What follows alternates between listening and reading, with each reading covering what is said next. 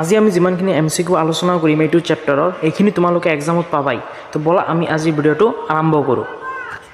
চোৱা প্ৰথমতে এমচিকিউ কি কৈছে যে আধুনিক পৰ্যাবৃত্ত তালিকাৰ পৰ্যায় এটাত বাওঁফালৰ পৰা সোঁফাললৈ যাওঁতে পাৰমাণৱিক ব্যাসাৰ্ধ তো এইটো কাৰেক্ট অপশ্যন হৈ যাব অপশ্যন নম্বৰ খ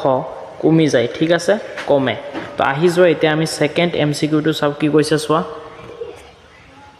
তলৰ কোনটো মৌলই অতি সহজে ইলেক্ট্ৰন ত্যাগ কৰিব পাৰে তো এইটো কাৰেক্ট অপশ্যন হৈ যাব অপশ্যন নম্বৰ গ কে মানে কি হয় পটাছিয়াম ঠিক আছে এতিয়া আহি যোৱা আমি 3 নম্বৰ এমচিকিউটো চাও কি কৈছে চোৱা আধুনিক পৰ্যাবৃত্ত তালিকাত থকা বৰ্গ আৰু পৰ্যায়ৰ সংখ্যা হ'ল এইটো কাৰেক্ট অপশ্যন হৈ যাব অপশ্যন নম্বৰ খ 18টা বৰ্গ থাকে আৰু 7টা পৰ্যায় থাকে ঠিক আছে তো আহি যোৱা এতিয়া আমি 4 নম্বৰ এমচিকিউটো চাও কি কৈছে মেন্ডেলিভৰ পৰ্যাবৃত্ত তালিকাৰ ভিত্তি কি আছিল তাৰমানে তো এইটো কাৰেক্ট অপশ্যন হৈ যাব অপশ্যন নম্বৰ খ পাৰমাণৱিক ভৰ এতিয়া আহি যোৱা আমি এমচিকিউ 5 টো চাও কি কৈছে চোৱা আধুনিক পৰ্যাবৃত্ত তালিকাৰ 17 নং বৰ্গৰ মৌলসমূহক কি বুলি জনা যায় তো এইটো কাৰেক্ট অপশ্যন হৈ যাব অপশ্যন নম্বৰ গ হেলোজেন ঠিক আছে এতিয়া আহি যোৱা আমি এমচিকিউ নম্বৰ 6 টো চাও কি কৈছে চোৱা মৌল এটাৰ ইলেক্ট্ৰনীয় বিন্যাস হ'ল 287 এই মৌলটো কোনটো বৰ্গৰ অন্তৰ্গত তো এইটো কাৰেক্ট অপশ্যন হৈ যাব অপশ্যন নম্বৰ গ 17 মানে 17 বৰ্গ ঠিক আছে এতিয়া আহি যোৱা আমি এমচিকিউ নম্বৰ 7 টো চাও কি কৈছে তলৰ কোনটো মৌলৰ পাৰমাণৱিক ব্যাসাৰ্ধ আটাইতকৈ বেছি তো এইটো কাৰেক্ট অপশ্যন হৈ যাব অপশ্যন নম্বৰ গ আৰবি মানে ৰুবিডিয়াম ঠিক আছে এতিয়া আহি যোৱা আমি এমচিকিউ নম্বৰ 8 খন চাও কি কৈছে চোৱা নিউল্যান্ডছৰ অস্ত্ৰ সূত্ৰটো তলৰ কোনটো মৌলতকৈ প্ৰাযোজ্য আছিল তাৰমানে মৌললৈকে প্ৰাযোজ্য আছিল এইটো উদ্দিছে তো এইটো কাৰেক্ট অপশ্যন হৈ যাব অপশ্যন নম্বৰ গ কেলছিয়াম এতিয়া আহি যোৱা আমি এমচিকিউ নম্বৰ 9 টো চাও কি কৈছে মেন্ডেলিভে তেওঁৰ পৰ্যাবৃত্ত তালিকাত ভৱিষ্যতে আৱিষ্কাৰ হ'বলগীয়া মৌলৰ বাবে খালী ঠাই এৰি গৈছিল তলৰ কোনটো মৌলই পাছলৈ সেই ঠাই দখল কৰিছিল তো এইটো কাৰেক্ট অপশ্যন হৈ যাব অপশ্যন নম্বৰ ক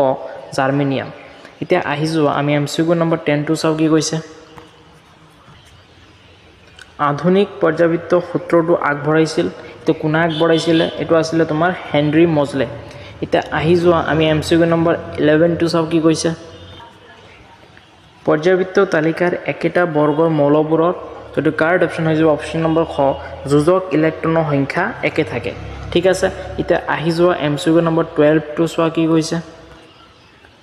তলৰ কোনটো সম্ভ্ৰান্ত গেছ নহয় তো এইটো কাৰেক্ট অপশ্যন হৈ যাব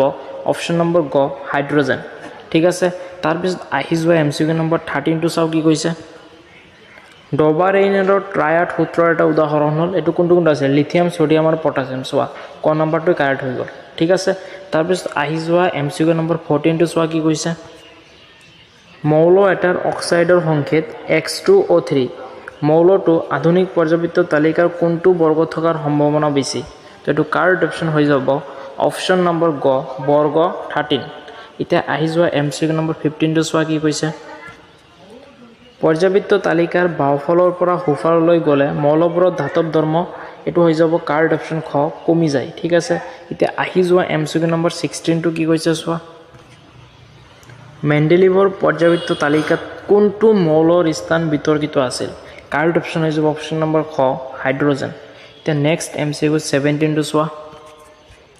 তলৰ কোনটো আটাইতকৈ বিদ্যুৎ ঋণাত্মক মৌল তো কাৰেক্ট অপশ্যন হৈ যাব খ নম্বৰ ফ্লৰিন তাৰপিছত 18 নম্বৰ এমচিকিউ টো চোৱা কি কৈছে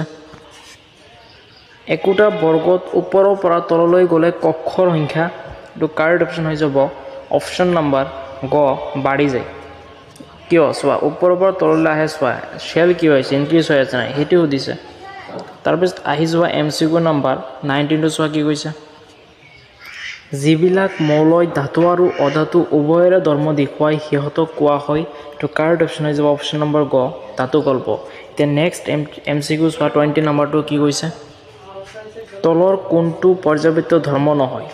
এইটো কাৰেক্ট অপশ্যন হৈ যাব অপশ্যন নম্বৰ গ তেজক্ৰিয়তা এই 20টাই মোষ্ট ইম্পৰ্টেণ্ট এমচিকিউ আছিলে এইটো চেপ্টাৰৰ তো আজিৰ ভিডিঅ'টো তোমালোকক কেনে লাগিলে কমেণ্টত জনাবা যদি উপকাৰী লাগে তেন্তে লাইক শ্বেয়াৰ আৰু চেনেলটো